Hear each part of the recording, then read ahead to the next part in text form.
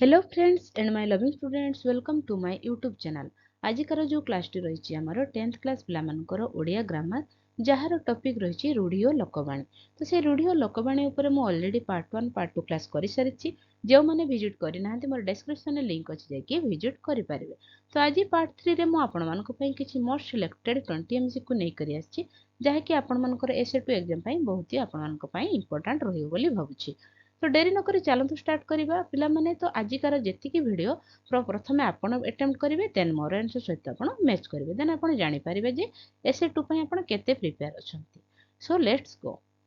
तो देखो प्रथम क्वेश्चन अच्छी लोलुप दृष्टि पकाइबा यही अर्थ बुझाउथबा रूढ़ीटी लेख।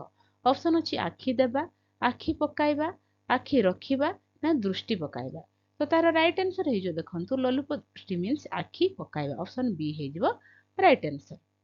देन पसंद करिबा यही अर्थ बुझाउथबा रूढ़ीटी लेख। आखि की पाइबा, आखि पाइबा, आखि बुलाइबा ना आखि खोलिबा।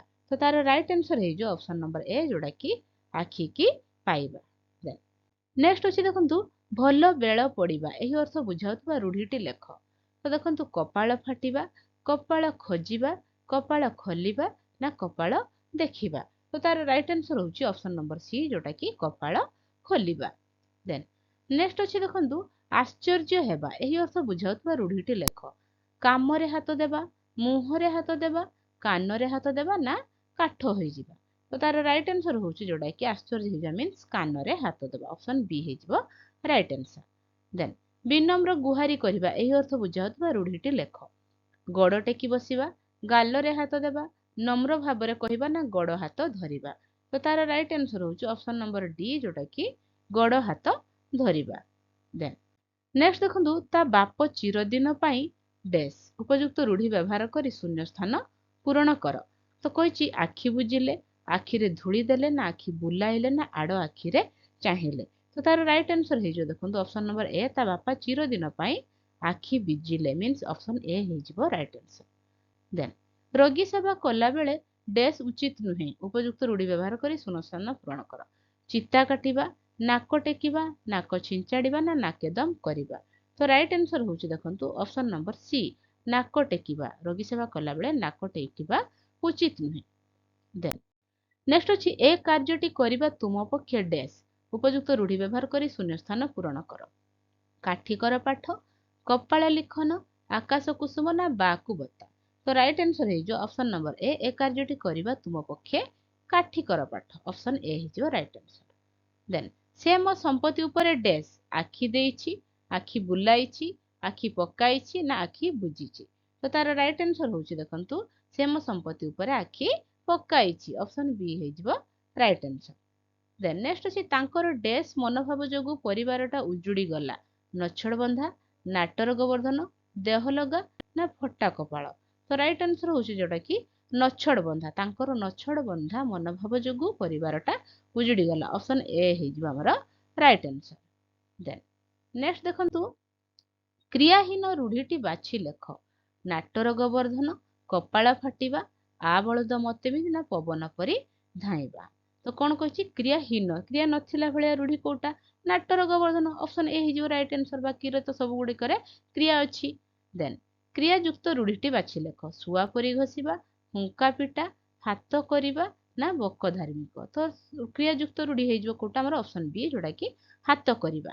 कहीं ना बाकी सुआ परी एटा तो तुलनात्मक, हुंका पिटा ये होछि कोन सब हमर क्रियाहीन रूढ़ी नै कि। देन नेक्स्ट देखंतु तुलनात्मक रूढ़ीटी बाछि लेख। बण बिछुआती, कपाळ फाटिबा, आखि रखिबा ना जक परी लागिबा। तो परी अछि मीन्स ऑप्शन डी हे जो राइट आंसर जक परी लागिबा। देन नेक्स्ट अछि हाथ अलसे निश बंका लोकवाणीटीर भाव संस्प्रसारण कर। निश को बंकाइबा को हाथ साहाय्य करे। हाथ अलसुआ हेले निश बंका हुए ना अलसुआ दुख पाए ना हाथ जोगु निश बंका हुए। तो तार राइट आंसर होछु अलसुआ दुख पाए। ऑप्शन सी हे जिवो राइट आंसर। देन नेक्स्ट अछि देखंतु सभारे हांडी भांगिबा लोकवाणीटीर भाव संश्लेषण कर। सभास्थल रे हांडी को भांगिबा, गुप्त कथा प्रघट करिबा, हांडी धरी सभा को जिबा, सभारे थाई हांडी को भांगिबा। तो तार राइट आंसर होछि गुप्त कथा प्रघट करिबा। ऑप्शन बी हे जिवो राइट आंसर।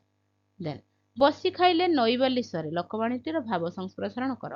ଅଳସୁଆ ଦୁଃଖ ପାଏ, ଆଳସ୍ୟ ସର୍ବନାଶ କରେ, ନଈବାଲିକୁ ଖିଆଯାଏ ନାହିଁ, ନା ବସି ଖାଇଲେ ନଈବାଲି ସରିଯାଏ। ତ ତାର ରାଇଟ୍ ଆନ୍ସର ହେଉଛି ଅପସନ୍ ନମ୍ବର ବି, ଆଳସ୍ୟ ସର୍ବନାଶ କରେ। ଦେନ୍ ନେକ୍ସଟ ଦେଖନ୍ତୁ, ଆକାଶ କଇଁଆ ଚିଲିକା ମାଛ ଲୋକବାଣୀଟିର ଭାବ ସଂପ୍ରସାରଣ କର। ଅସମ୍ଭବ କଥା କଳ୍ପନା କରିବା, ଅସମ୍ଭବ କଥା ହେବା, ଅସମ୍ଭବ ସମ୍ଭବ ହେବା, ନା ଅସମ୍ଭବକୁ ସମ୍ଭବ କରିବା। ତ ତାର ରାଇଟ୍ ଆନ୍ସର ହେଉଛି ଅସମ୍ଭବ କଥା କଳ୍ପନା କରିବା, ଯୋଉଟା କି ଆକାଶ କଇଁଆ ଚିଲିକା ମାଛ। ଦେନ୍ ନେକ୍ସଟ ଅଛି ଅଦା ବେପାରୀର ଜାହାଜ ମୂଲ ଭାବ ସଂପ୍ରସାରଣ କର। ଅଦା ବେପାରୀର ଜାହାଜ ମୂଲ କରେ ନାହିଁ, ଅନଧିକାର ଚର୍ଚ୍ଚା, ନିକମା ଲୋକର ବୃଥା ଆସ୍ଫଳନ, ନା ଅତି ବୁଦ୍ଧିଆ। ତ ତାର ରାଇଟ୍ ଆନ୍ସର ହେଉଛି ଅନଧିକାର ଚର୍ଚ୍ଚା, ଅପସନ୍ ବି ହେଇଯିବ ରାଇଟ୍ ଆନ୍ସର। ଦେନ୍ ଧୈର୍ଯ୍ୟମାନ ବ୍ୟକ୍ତି ଅତ୍ୟନ୍ତ କ୍ରୋଧ ପ୍ରକାଶ କରିବା, ଏହି ଭାବ ପ୍ରକାଶ କରୁଥିବା ଲୋକବାଣୀଟି ଲେଖ। ଋଷି ଜଟା ଛିଣ୍ଡାଇବା, ଉଡ଼ିଗଲା ଚଢ଼େଇର ପର ଗଣିବା, ଆପଣା ସିଂହରେ ଭୂଇଁ ତାଡ଼ିବା, ନା ଅନ୍ଧ ଥରେ ବାଡ଼ି ହଜାଏ। ତ ଅପସନ୍ ଏ ହେଇଯିବ ରାଇଟ୍ ଆନ୍ସର, ଯୋଉଟା କି ଋଷି ଜଟା ଛିଣ୍ଡାଇବା। ଦେନ୍ ନେକ୍ସଟ ଦେଖନ୍ତୁ, ଶତ୍ରୁର ସୁବିଧା ବିପଦର କାରଣ, ଏହି ଭାବ ପ୍ରକାଶ କରୁଥିବା ଲୋକବାଣୀଟି କଣ? ବାହା ସରିଲେ ବେଦି ମୁହଁ ପଡ଼ା, ଯତ୍ନ କଲେ ରତ୍ନ ମିଳେ, ବକର ବେକ ବଢ଼ିଲେ ମିନର ବିପତ୍ତି, ନା ଜେସାକୁ ତେସା।